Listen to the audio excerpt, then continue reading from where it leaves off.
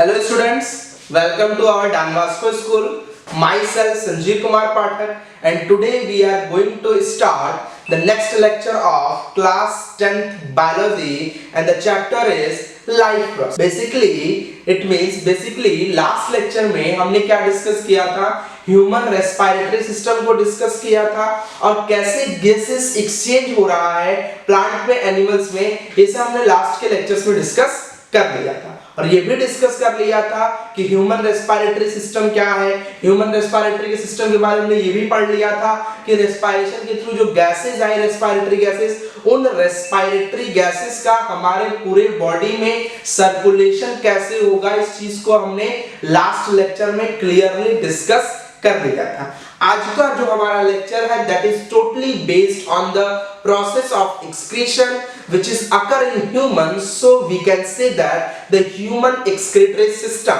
It means क्या कि आज का जो लेक्चर है वो हमारा किस पे बेस्ड है, एक्सक्रीशन जो कि किसके अंदर अकर हो रहा होगा, ह्यूमंस के अंदर, and that system is called as a human excretory system. उस सिस्टम को हम क्या कहेंगे, ह्यूमन एक्सक्रीटरी सिस्टम कहेंगे। तो चलिए लेक्चर को स्टार्ट करते हैं बिना टाइम वेस्ट किए। सब लोग फटाफट हेडिंग लगाइए, फटाफट हेडिंग लगाइए एक्सक्रीशन, कि एक्सक्रीशन क्या होता है। उससे पहले एक चीज और, जिसने भी लेक्चर्स नहीं देखे हो, ठीक है, वो सभी इसके पहले के लेक्चर जिसने भी नहीं देखा है वो क्या करेगा, डॉन बॉस्को स्कूल सर्च करिए, प्लेलिस्ट में जाइए, प्लेलिस्ट में आप क्लास 10 की प्लेलिस्ट टाइप करिए, उसमें आपको लेक्चर्स पार्ट 1 पार्ट 2 पार्ट 3 करके मिल जाएंगे। तो वहां से आप पहले लास्ट वाला लेक्चर को देख लीजिए अगर नहीं देखा है तो, और अगर कंटिन्यूअस देख रहे हो आप सीरीज में तो इस लेक्चर को आगे प्रोसीड करिए। दूसरी चीज कि अगर अभी तक आपने इस चैनल को सब्सक्राइब नहीं किया है तो प्लीज सब्सक्राइब कर दीजिए। इससे क्या होगा कि जो भी नई वीडियोस अपलोड होंगी क्लास 10 के रिस्पेक्ट में, नहीं क्लास 6, 7, 8, 9, 10, 11, 12, जो भी मतलब 6 to 12 तक की जो भी क्लासेस के लेक्चर्स अपलोड होंगे, all the subject basically physics, chemistry, math, science, जो भी सब्जेक्ट है लोअर क्लासेस में अलग अलग होगा, मैथ साइंस, उन सभी के नोटिफिकेशंस आपको मिल जाएंगे। तो चलिए लेक्चर को स्टार्ट करते हैं बिना टाइम वेस्ट किए हुए। सब लोग फटाफट एक फ्रेश हेडिंग लगाइए, दैट इज एक्सक्रीशन। तो फटाफट हेडिंग डालिए एक्सक्रीशन, हेडिंग डालिए एक्सक्रीशन। एक्सक्रीशन क्या होता है, कैन यू डिफाइन एक्सक्रीशन क्या है? सब जानते हो गया, सब लोग पढ़ा होगा एक्सक्रीशन क्या है।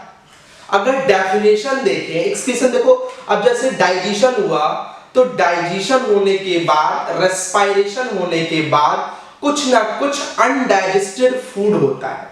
अगर डाइजेशन हुआ तो कुछ ना कुछ अनडाइजेस्टेड फूड मिलेगा। अगर रेस्पिरेशन हुआ तो आपका टॉक्सिक गैस कार्बन डाइऑक्साइड मिलेगी। तो अगर डाइजेशन हो रहा है तो अनडाइजेस्टेड फूड मिल रहा है as a waste product, respiration हो रहा है तो टॉक्सिक गैस कार्बन डाइऑक्साइड मिल रही है।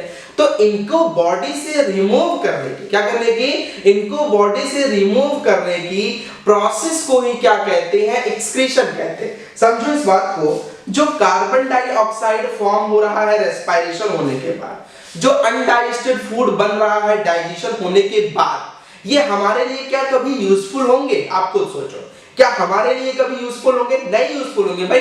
ये ऑलवेज हमारे लिए क्या, हार्मफुल है, टॉक्सिक है। तो इन्हें हमें अपने बॉडी से क्या करना है, रिमूव करना ना। तो उसे रिमूव करने की प्रोसेस को ही हम क्या कहते हैं, उसे रिमूव करने की प्रोसेस को हम एक्सक्रीशन कहते हैं। क्या कहते हैं, एक्सक्रीशन। एक चीज और, अगर आप एनसीईआरटी में देखोगे तो एक्सक्रीशन से पहले एक सिस्टम डिस्कस किया है, ट्रांसपोर्टेटिव सिस्टम या सर्कुलेटरी सिस्टम डिस्कस किया। हम उस टॉपिक को स्किप नहीं कर रहे हैं, एक्सक्रीशन के बाद हमें उस टॉपिक को ही डिस्कस करना है। हम सर्कुलेशन को ही डिस्कस करेंगे इस टॉपिक के बाद, ठीक है। इसको इसलिए कोरिलेट किया है यहाँ पे, आप इस टॉपिक को इसलिए स्टार्ट कर दिया रेस्पिरेशन के बाद, क्योंकि होता क्या ना कि जो डाइजेशन की प्रोसेस होती है, जब रेस्पिरेशन से प्रोसेस होती है, उसी से ही बेसिकली अनडाइजेस्टेड फूड और harmful gases, toxic gases release हो रही होती हैं और उन्हीं को बॉडी से क्या करना होता है, रिमूव करना होता है, ठीक है। उसी प्रोसेस को हम क्या कहते हैं, एक्सक्रीशन कहते हैं। तो इसीलिए हम पहले क्या डिस्कस कर रहे हैं, एक्सक्रीटरी सिस्टम। तो पहले बेसिक कॉन्सेप्ट देखिए, जैसे सपोज करो फॉर एग्जांपल, अभी तो डेफिनेशन लिख लो कि डेफिनेशन क्या लिखोगे एक्सक्रीशन की। एक्सक्रीशन की डेफिनेशन अगर लिखना हो तो आप क्या कह सकते हो, the process of removal of the process of removal of toxic harmful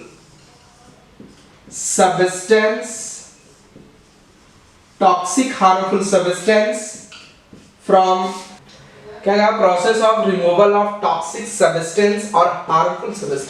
आप क्या कह सकते हो कि एक्सप्रेशन क्या अभी समझाया आपको कि वो प्रोसेस जिस प्रोसेस में टॉक्सिक सब्सटेंस का या हार्मफुल सब्सटेंस का क्या होता है, रिमूवल होता है, उस प्रोसेस को हम क्या कहते हैं, एक्सक्रीशन कहते हैं। तो आप क्या लिख सकते हो डेफिनेशन, एक्सक्रीशन डेफिनेशन क्या लिखा कि the process of removal of toxic और हार्मफुल सब्सटेंस फ्रॉम, चाहे तो लिख आगे, फ्रॉम बॉडी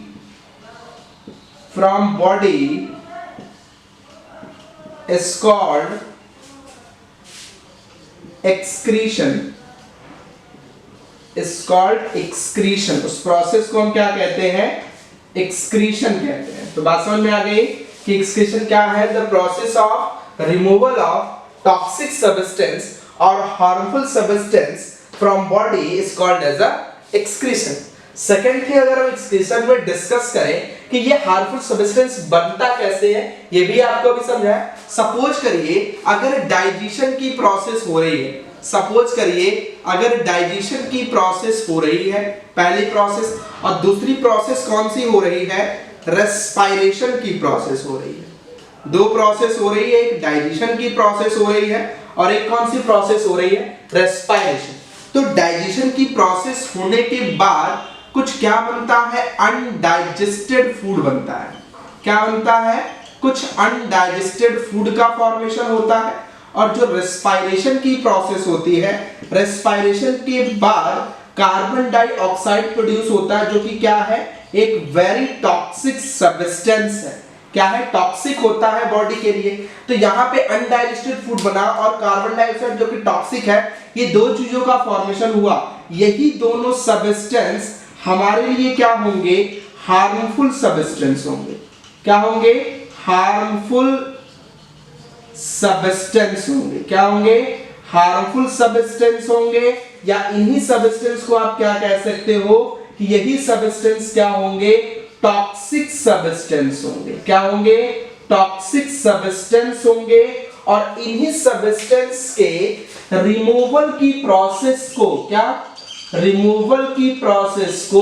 क्या कहोगे आप, एक्सक्रीशन कहोगे। क्या कहोगे, एक्सक्रीशन। बात समझ में आई कि डाइजेशन से जो अनडाइजेस्टेड फूड मिला, रेस्पिरेशन के बाद जो कार्बन डाइऑक्साइड प्रोड्यूस हुआ, ये एनिमल के केस में बात कर रहे हैं, यही क्या है, हार्मफुल सब्सटेंस है या टॉक्सिक सब्सटेंस है हमारी बॉडी के लिए। इसी के रिमूवल की प्रोसेस को हम क्या कहते हैं, एक्सक्रीशन कहते हैं। तो बात समझ में आ गई एक्सक्रीशन क्या है। दूसरी चीज एक्सक्रीशन में आप याद रखिएगा कि जो एक्सक्रीशन की प्रोसेस होती है ह्यूमन के केस में होती है। अब एक चीज और, यहाँ पे जो एक्सक्रीशन होता है, जो हार्मफुल सब्सटेंस होता है, ये कौन कौन से सब्सटेंस होते हैं। अब देख रहे हो यहाँ पे क्या हो रहा है, इस एक्सक्रीशन की प्रोसेस में टॉक्सिक सब्सटेंस या हार्मफुल सब्सटेंस का रिमूवल हो रहा है। तो जिस टॉक्सिक सब्सटेंस का या हार्मफुल सब्सटेंस का रिमूवल हो रहा होता है एक्सक्रीशन की प्रोसेस में, उस प्रोडक्ट को हम क्या कहते हैं, एक्सक्रीटरी प्रोडक्ट कहते हैं। उस प्रोडक्ट को हम क्या कहते हैं, एक्सक्रीटरी प्रोडक्ट कहते हैं। क्या कहते हैं, एक्सक्रीटरी प्रोडक्ट कहते हैं। बात समझ में आई। तो आप क्या डेफिनेशन लिख सकते हो, जरा बताओ मुझे। आप डेफिनेशन ये लिख सकते हो कि the product which are remove from body during excretion is called as a excretory product. तो डेफिनेशन इसकी लिख लीजिए, एक्सक्रीटरी प्रोडक्ट की डेफिनेशन लिख लीजिए कि the product which excrete from body is called excretory product। हमने क्या कहा, the product which excrete from body is called as a excretory product।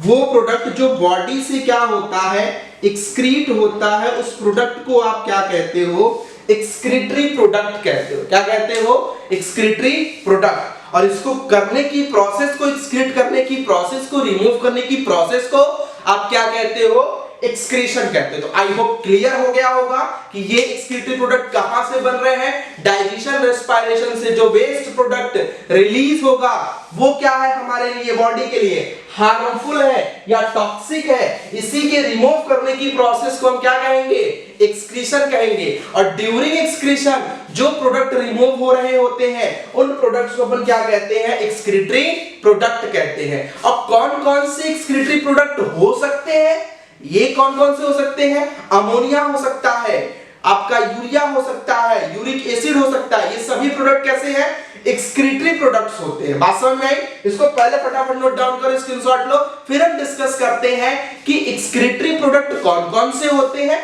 और उसको एक्सक्रीट करने वाले ऑर्गेनिज्म को क्या कहते हैं। अगर कोई ऑर्गेनिज्म अमोनिया एक्सक्रीट कर रहा है तो वो होगा अमोनोटेरिक, अगर कोई यूरिया एक्सक्रीट कर रहा है तो वो होगा यूरियोटेरिक, अगर कोई यूरिक एसिड एक्सक्रीट कर रहा है तो वो होगा यूरिकोटेरिक। मतलब आपका जो ऑर्गेनिज्म है वो कौन सा एक्सक्रीटरी प्रोडक्ट एक्सक्रीट कर रहा है, इसकी बेसिस पे जो एक्सक्रीशन होता है उसको क्लासिफाई किया गया है। ठीक है, कि कौन सा प्रोडक्ट एक्सक्रीट हो रहा है, इसकी बेसिस पे एक्सक्रीशन को क्या किया गया है, क्लासिफाई किया गया है कि ऑर्गेनिज्म अमोनोटेरिक है, कि ऑर्गेनिज्म यूरियोटेरिक है, कि ऑर्गेनिज्म यूरिकोटेरिक है। बात समझ में? अभी पहले इसका स्क्रीनशॉट लो, फिर हम आगे प्रोसीड करते हैं।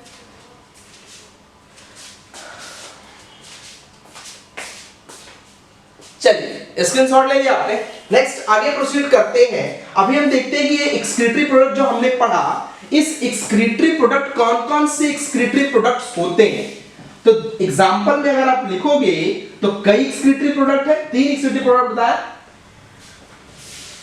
देखिए एक स्टेटमेंट लिखिएगा कि जो एक्सक्रीटरी प्रोडक्ट होते हैं वो नाइट्रोजनस बेस होते हैं। क्या होते हैं, नाइट्रोजनस बेस्ड सब्सटेंस होते हैं, नाइट्रोजनस बेस्ड प्रोडक्ट होते हैं। नाइट्रोजनस बेस्ड प्रोडक्ट मतलब क्या, जो भी एक्सक्रीशन के थ्रू रिलीज हो रहा होगा, जो भी एक्सक्रीशन की प्रोसेस के थ्रू रिलीज हो रहा होगा वो क्या कंटेन करता है, नाइट्रोजन कंटेन करता है। क्या कंटेन करता है, नाइट्रोजन कंटेन करता है, इसीलिए उसे क्या कहते हैं, नाइट्रोजनस बेस्ड प्रोडक्ट कहते हैं। बात समझ में आई?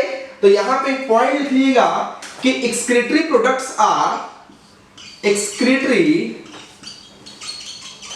products are, excretory products are nitrogen containing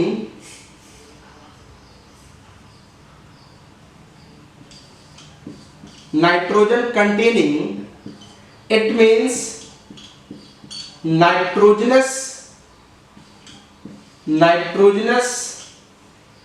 waste product,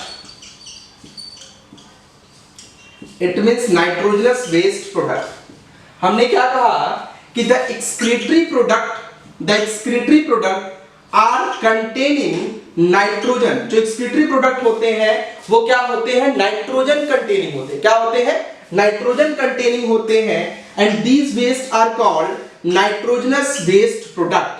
मतलब आप समझे कि यहां पर हमने क्या कहा कि जो एक्सक्रीटरी प्रोडक्ट होते हैं वो नाइट्रोजन कंटेनिंग होते हैं। क्या होते हैं, नाइट्रोजन कंटेनिंग होते हैं। वो क्या कंटेन कर रहे होते हैं, नाइट्रोजन कंटेन करते हैं। और जब कोई एक्सक्रीटरी प्रोडक्ट नाइट्रोजन कंटेन करेगा तो उसे टर्म दिया जाता है, उसे क्या कहते हैं, नाइट्रोजनस वेस्ट प्रोडक्ट कहते हैं। क्या कहते हैं, नाइट्रोजनस वेस्ट प्रोडक्ट कहते हैं। क्या कहते हैं, नाइट्रोजनस वेस्ट प्रोडक्ट। कौन कौन से नाइट्रोजनस बेस्ड प्रोडक्ट होते हैं, लिख लीजिएगा। फॉर एग्जांपल कौन कौन से नाइट्रोजनस बेस्ड प्रोडक्ट हैं, ये होता है अमोनिया। क्या है, अमोनिया। दूसरा क्या होगा, यूरिया। तीसरा क्या हो सकता है, यूरिक एसिड। तो 3 प्रोडक्ट्स होते हैं, कौन कौन से, ammonia, urea, uric acid, 3 products होते हैं। ये तीनों प्रोडक्ट क्या है, ये तीनों आपके एक्सक्रीटरी प्रोडक्ट है। कौन सा प्रोडक्ट है, दीज आर एक्सक्रीटरी प्रोडक्ट। क्या है, ये तीनों एक्सक्रीटरी प्रोडक्ट है। इन तीनों प्रोडक्ट को आप क्या कह सकते हो? These are called excretory product. इसे आप क्या कह सकते हो? एक्सक्रीटरी प्रोडक्ट कह सकते हो। क्या कह सकते हो? एक्सक्रीटरी प्रोडक्ट कह सकते हो।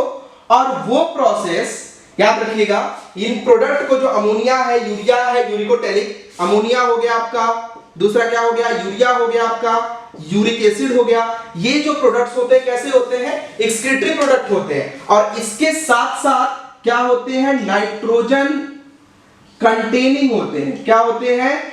नाइट्रोजन कंटेनिंग प्रोडक्ट्स होते हैं। कैसे प्रोडक्ट होते हैं? नाइट्रोजन कंटेनिंग प्रोडक्ट्स होते हैं। इसीलिए इसे क्या कहते हैं? नाइट्रोजनस। इसे क्या कहते हैं? Nitrogenous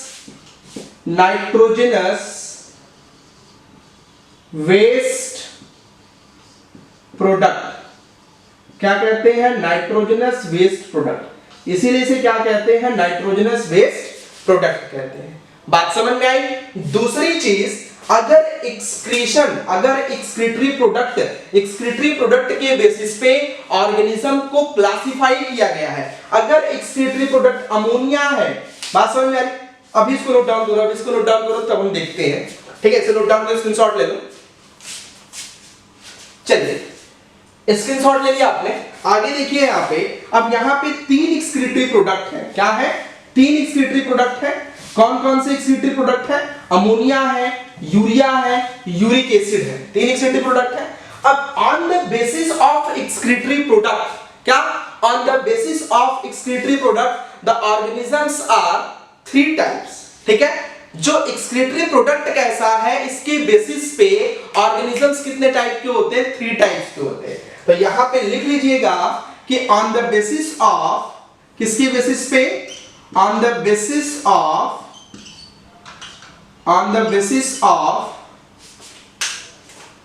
excretory product, on the basis of excretory product के बेसिस पे the organisms are 3 type. First, अगर if the excretory product is ammonia, अगर excretory product ammonia है, then the organism is called ammonotelic. तब उसे क्या कहते हैं? अमीनो। देखिए, हमने क्या कहा कि if the excretory product is ammonia, अगर एक्सक्रीटरी प्रोडक्ट क्या है? अमोनिया है, then the organism is called ammonotelic. तब ऑर्गेनिज्म क्या होगा? अमोनोटेलिक होगा। If the excretory product is urea, अगर एक्सक्रीटरी प्रोडक्ट क्या है? यूरिया है, तब ऑर्गेनिज्म क्या होता है? That is called ureotelic. तब ऑर्गेनिज्म क्या होगा? यूरियोटेलिक होगा। अगर एक्सक्रीटरी प्रोडक्ट क्या है? यूरिक एसिड है, तब ऑर्गेनिज्म क्या होगा?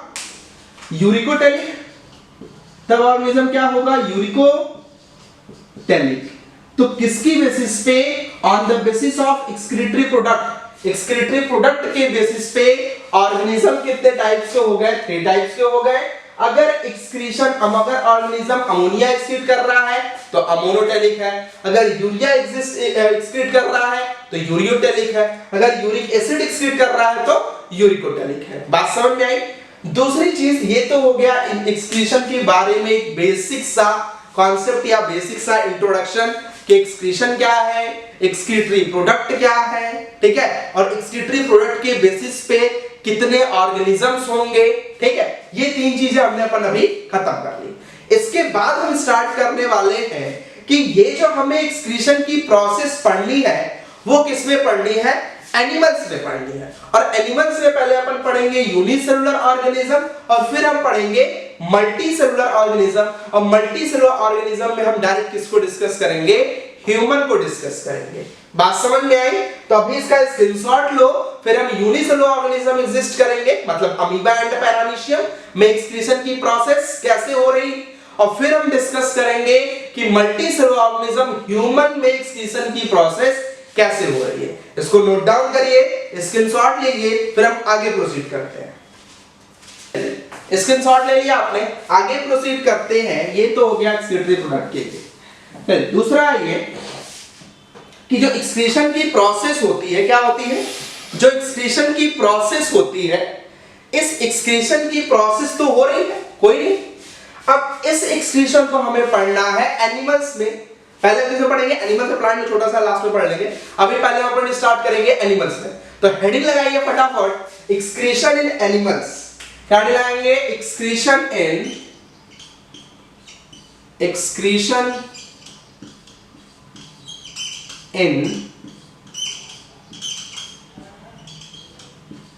एनिमल्स। एक्सक्रीशन इन एनिमल्स कि एनिमल में एक्सक्रीशन की प्रोसेस कैसे हो रही है। तो याद रखिएगा, एनिमल्स में एक्सक्रीशन की प्रोसेस में पहले एनिमल के केस में हम दो ऑर्गेनिज्म पढ़ेंगे, एक यूनिसेलुलर और एक मल्टीसेलुलर। आई होप जानते होंगे यूनिसेलुलर मल्टीसेलुलर। अगर organism, if the organism is consist of single cell, अगर ऑर्गेनिज्म एक सिंगल सेल से कंस्टिट्यूट हुआ है, that is called as a unicellular organism. उसे आप क्या कहोगे, यूनिसेलुलर ऑर्गेनिज्म कहोगे। And if the organism is consist of more than one cell, अगर एक से ज्यादा सेल से कंस्टिट्यूट हो रहा है तो उसे आप क्या कहोगे, मल्टीसेलुलर ऑर्गेनिजम्स कहोगे। तो बेसिकली हम पहले जो एक्सप्रेशन पढ़ेंगे that is in unicellular organism. तो फटाफट सब लोग हेडिंग लगाओ, एक्सक्रीशन इन यूनिसेलुलर ऑर्गेनिज्म। तो हेडिंग लिखिए ऑर्गेनिज्म, क्या हेडिंग करोगे, unicellular organism. Organism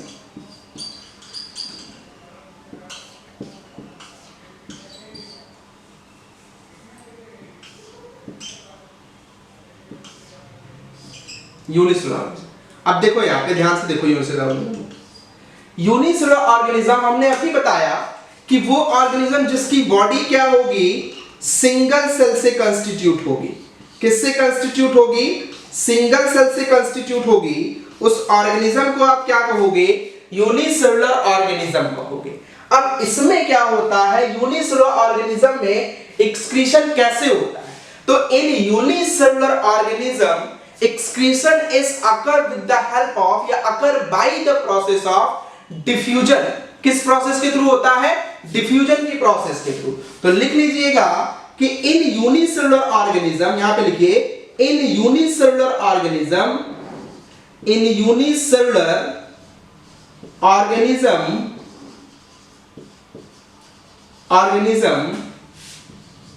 excretion of waste product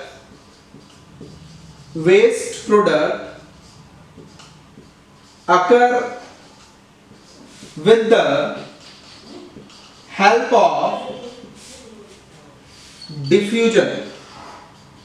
excretion किस प्रोसेस के थ्रू होगा, डिफ्यूजन की प्रोसेस के थ्रू। तो वही हमने कहा इन यूनिसेलुलर ऑर्गेनिज्म, कैसे ऑर्गेनिज्म में, unicellular organism excretion of waste product occur with the help of diffusion. जो वेस्ट प्रोडक्ट का एक्सक्रीशन होगा वो किसके हेल्प से होगा, डिफ्यूजन के हेल्प से होगा। किसके हेल्प से होगा, डिफ्यूजन के हेल्प से होगा। और आई होप आप लोग को मालूम होना चाहिए कि डिफ्यूजन क्या है। जिसको मालूम है अच्छी बात है, क्या होता है डिफ्यूजन, जरा बताना। डिफ्यूजन जिसको मालूम, कोई नहीं, जिसको नहीं मालूम है देख लो यहाँ पे, डिफ्यूजन क्या होता है, इससे पहले ही बता चुका हूं। डिफ्यूजन क्या होता है, द प्रोसेस ऑफ, क्या लिखोगे इसकी definition, the process of removal of, sorry वो तो एक्सक्रीशन है, डिफ्यूजन लिख लीजिए यहाँ पे, हेडिंग डालिए डिफ्यूजन, डिफ्यूजन हेडिंग डालिए।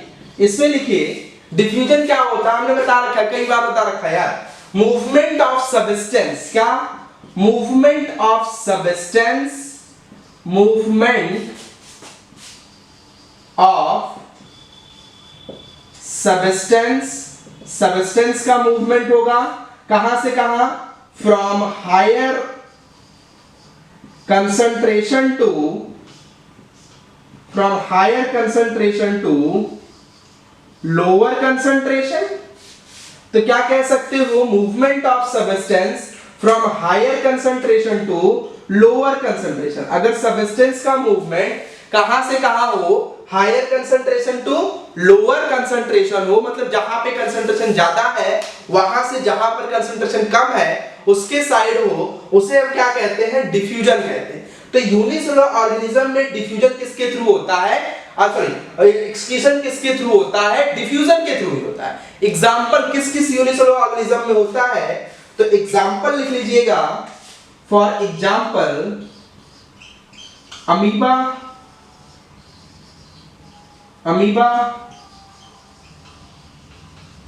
पैरामीशियम, इन सब में क्या होता है, एक्सक्रीशन जो होता है वो किसके थ्रू होता है, डिफ्यूजन के थ्रू, यूनिसेलुलर ऑर्गेनिजम्स है।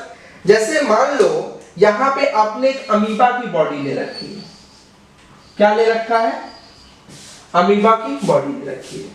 अब इसमें जो एक्सक्रीशन होगा, मान लो ये अमीबा है तो सेंटर में क्या एग्जिस्ट करेगा, सेंटर वाले पार्ट में न्यूक्लियस एग्जिस्ट करेगा, ठीक है। ये अमीबा है और सेंटर वाले पार्ट में क्या एग्जिस्ट कर रहा है, न्यूक्लियस एग्जिस्ट कर रहा है।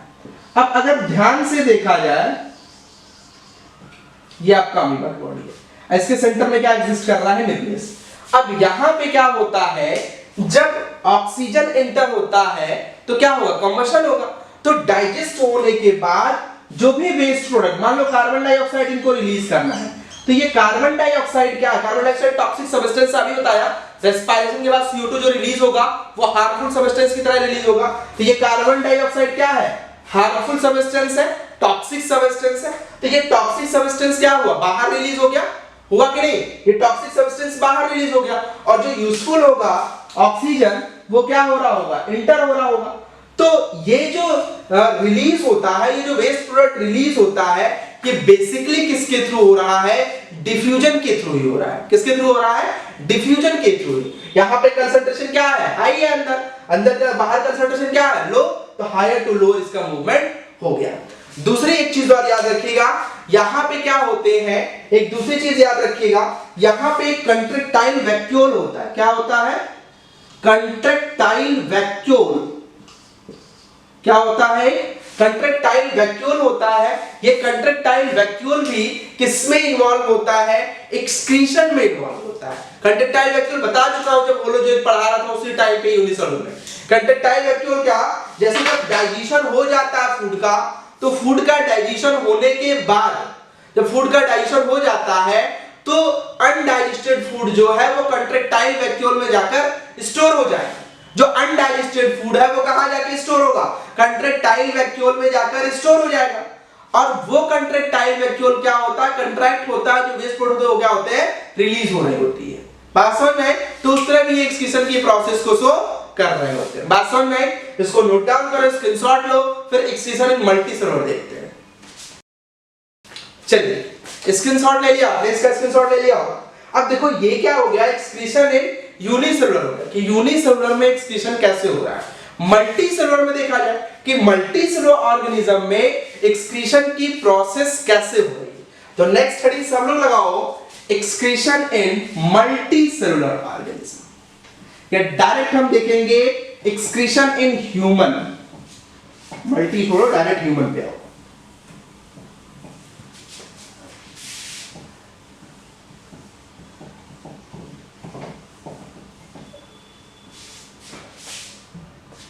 नेक्स्ट हेडिंग लगाइए, excretion in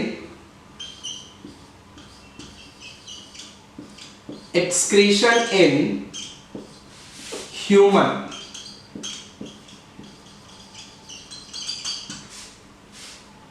excretion in human, देखिए एक्सक्रीशन इन ह्यूमन को डिफाइन करते हैं। पहली चीज तो आपको सबको मालूम होगा भाई, बहुत इजी चीज सबको मालूम होता है कि ह्यूमन क्या है, एक मल्टी सेलुलर ऑर्गेनिज्म ही है। कैसा ऑर्गेनिज्म है, मल्टी सेलुलर ऑर्गेनिज्म है। कैसा ऑर्गेनिज्म है, मल्टी सेलुलर ऑर्गेनिज्म है। अब समझो इस चीज को कि ह्यूमन में एक्सक्रीशन कैसे हो रहा है। देखिए इन ह्यूमन में एक्सक्रीशन की प्रोसेस को करने के लिए एक वेल डेवलप्ड सिस्टम होता है। That system is called as a human excretory system। तो सबसे पहली चीज आप क्या लिख सकते हो कि ह्यूमन के केस में अगर हम देखें तो लिख सकते हैं कि in human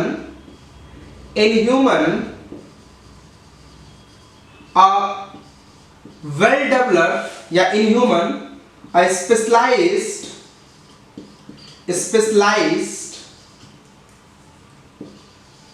system is present for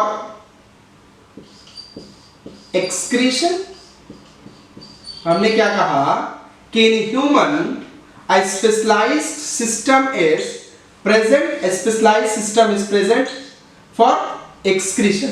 human में एक्सक्रीशन की प्रोसेस के लिए एक वेल स्पेशलाइज्ड सिस्टम प्रेजेंट होता है.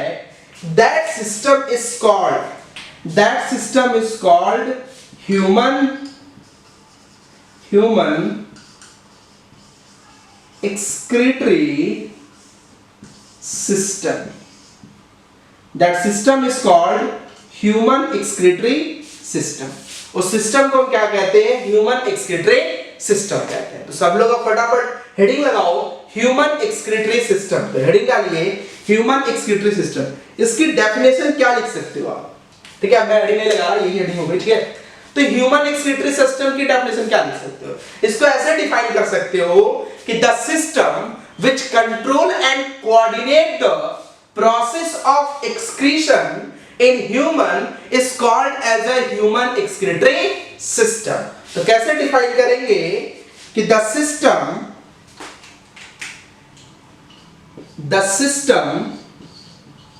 which control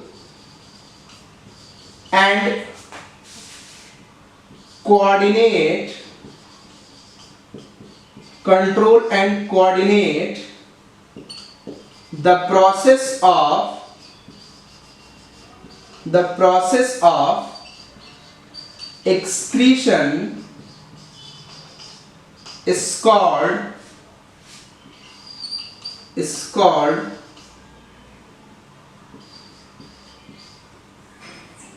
the system which control and coordinate the process of excretion. यहां पे कर लीजिएगा in human is called human excretory system. बात समझ में आई? हमने क्या कहा? the system which control and coordinate the process of excretion in human is called as human excretory system. ठीक है, तो वो सिस्टम जो ह्यूमन में एक्सक्रीशन की प्रोसेस को क्या करता है? कंट्रोल एंड कोऑर्डिनेट करता है. उस सिस्टम को हम क्या कहते हैं? ह्यूमन एक्सक्रीटरी सिस्टम कहते हैं. क्या कहते हैं?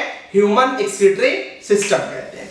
दूसरी चीज अगर हम डिफाइन करें ह्यूमन एक्सक्रीटरी सिस्टम के केस में, तो बेसिकली होता क्या है? देखो यहाँ पे कि जो ह्यूमन एक्सक्रीटरी सिस्टम है ये किससे कंस्टिट्यूट होता है, किससे बना होता है? तो किससे कंस्टिट्यूट होता है बताया तो? देखो बहुत इजी है यार. ह्यूमन एक्सक्रीटरी सिस्टम किससे बना होगा? तो लिखिए यहाँ पे human excretory system consist of, लिख लो यहाँ पे एक statement, human excretory system consist of following parts. तो क्या कहा? Human excretory system consist of following parts. जो एक्सक्रीटरी सिस्टम है वो कई पार्ट से बना होता है. कौन कौन से पार्ट्स होते हैं? पहला होता है first, that is kidney. Next होता है यूरेटर. थर्ड होता है यूरिनरी ब्लैडर. और फोर्थ होता है दैट इज यूरिथ्रा. बात समझ में आई? तो कौन कौन से कंपोनेंट्स होते हैं? फर्स्ट होता है किडनी, सेकेंड होता है यूरेटर, थर्ड होता है यूरिनरी ब्लैडर और फोर्थ होता है यूरिथ्रा. जो किडनी होता है दैट इज 2 in नंबर. ये क्या होता है? That is 2 in number. या अगर पेयर में लिखोगे तो क्या लिख सकते हो? That is 1 pair. बात समझ में आई? ये आपका क्या था? किडनी था. यूरेटर भी क्या होता है, दैट इज वन पेयर, ये भी क्या होता है, वन पेयर या टू इन नंबर। जो यूरिनरी ब्लैडर होता है ये क्या होता है, सिंगल होता है। और जो आपका यूरिथ्रा होता है ये भी क्या होता है, दैट इज सिंगल ओपनिंग, ये भी क्या होता है, सिंगल ओपनिंग होती है। तो बात समझ में आ गई कि जो आपका एक्सक्रीटरी सिस्टम, एक्सक्रीशन देखे अगर ह्यूमन में, तो ह्यूमन में जो एक्सक्रीशन होता है उस एक्सक्रीशन को करने के लिए एक वेल स्पेशलाइज्ड सिस्टम वर्क करता है। That system we called as human excretory system. उस सिस्टम को हम क्या कहते हैं, ह्यूमन एक्सक्रीटरी सिस्टम कहते हैं। और the system, human excretory system क्या है, the system which control and coordinate the process of excretion in human is called as a human excretory system। तो बात समझ में आई कि वो सिस्टम जो कंट्रोल और कोऑर्डिनेट करता है, क्या करता है, कंट्रोल एंड कोऑर्डिनेट करता है किसकी प्रोसेस को, प्रोसेस ऑफ एक्सक्रीशन, एक्सक्रीशन की प्रोसेस को, उस सिस्टम को आप क्या कहते हो, कहां कंट्रोल करता है, ह्यूमन में। उस सिस्टम को आप क्या कहते हो, ह्यूमन एक्सक्रीटरी सिस्टम कहते हो। बात समझ में आई। दूसरी चीज जो ह्यूमन एक्सक्रीटरी सिस्टम होता है that is consist of following part, ये कई पार्ट से कंस्टिट्यूट होता है। That is kidney, second ureter, third urinary bladder and fourth urethra. जो किडनी है that is two in number और वन पेयर, जो यूरेटर है that is one pair, the urinary bladder क्या होता है, सिंगल होता है, और जो यूरिथ्रा होता है ये भी क्या होता है, सिंगल ओपनिंग होती है। आई होप ये आपको क्लियर हुआ होगा। अगर अभी भी कोई डाउट है कोई दिक्कत नहीं, आगे अभी हम एक डायग्रामेटिक रिप्रेजेंटेशन करेंगे, उसमें सारे डाउट्स आपके क्लियर हो जाएंगे कि किडनी का क्या व्यू होता है, कैसे डायग्रामेटिक वो व्यू हो रहा होता है, जो आपका यूरिनरी ब्लैडर है, यूरेटर है, यूरिथ्रा, ये कैसा होता है, ये सारी चीजें हम वहीं पे क्लियर कर लेंगे। बात समझ में आई। अभी इसको फटाफट नोट डाउन करो, स्क्रीनशॉट लो, फिर हम आगे प्रोसीड करेंगे। स्क्रीनशॉट लीजिए इसका, चलिए स्क्रीनशॉट ले लिया आपने, आगे प्रोसीड करते हैं।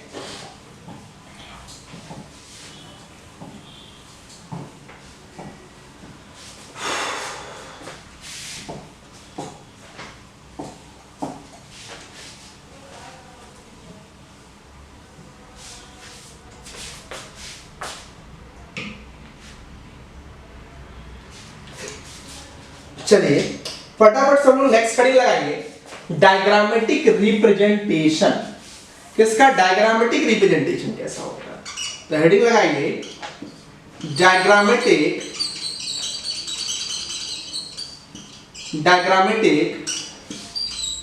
रिप्रेजेंटेशन,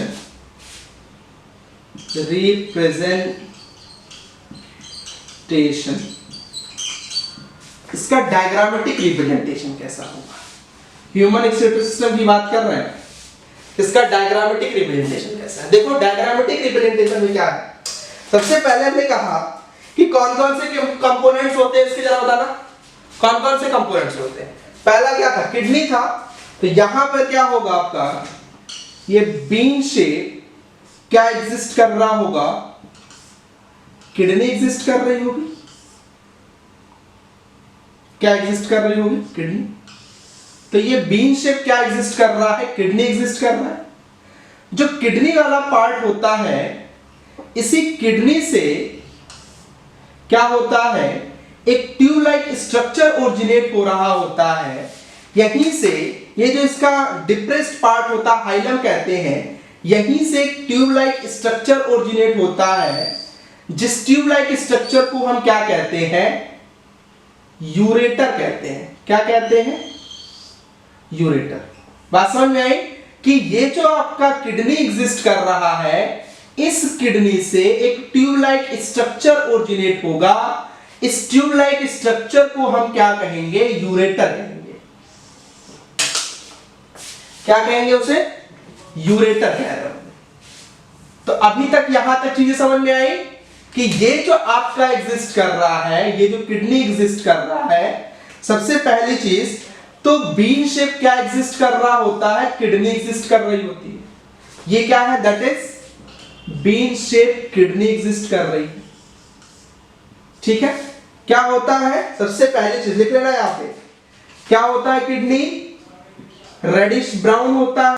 तो क्या डिस्कस कर रहे थे, जो किडनी है इसमें क्या कुछ चीजें डिस्कस करते हैं। सबसे पहली चीज की है क्या होता है, 2 इन नंबर होता है। क्या होता है, 2 इन नंबर।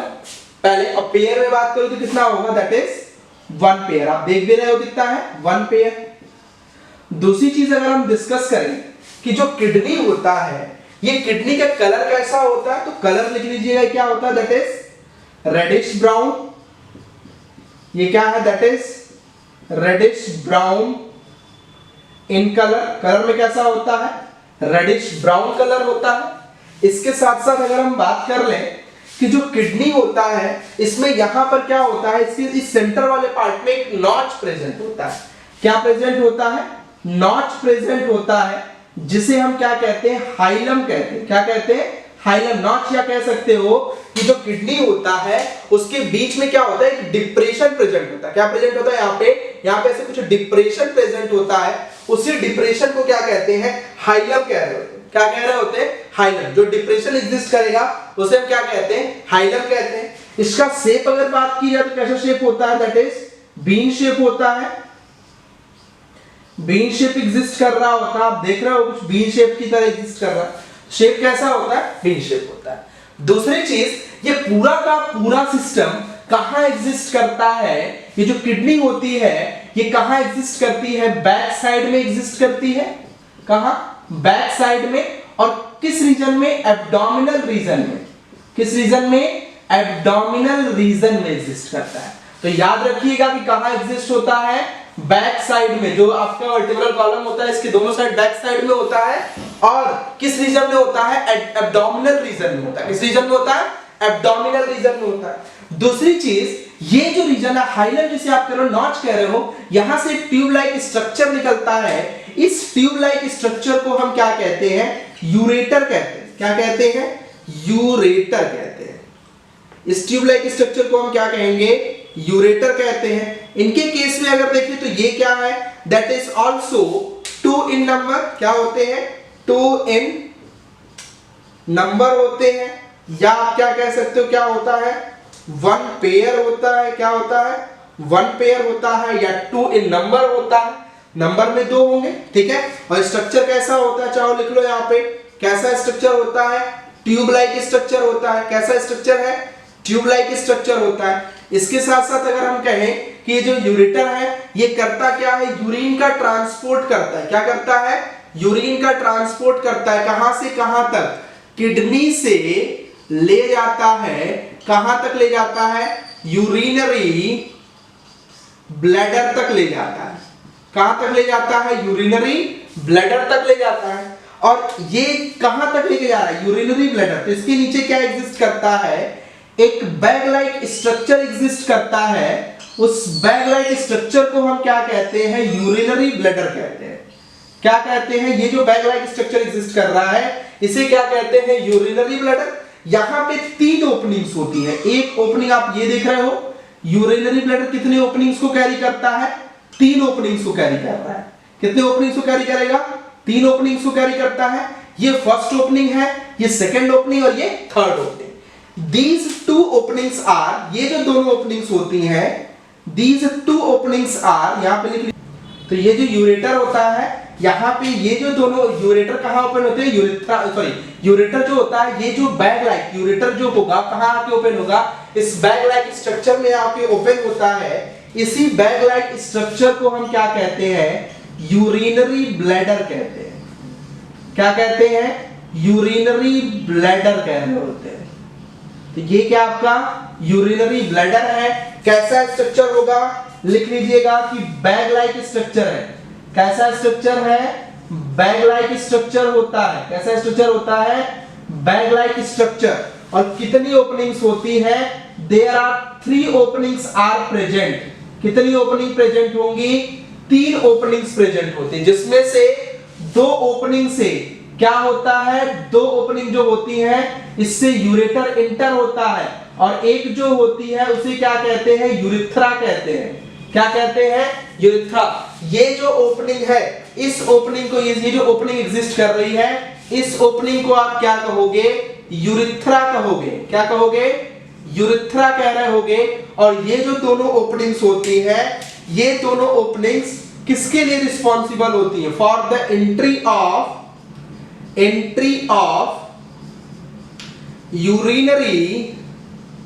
Urinary bladder.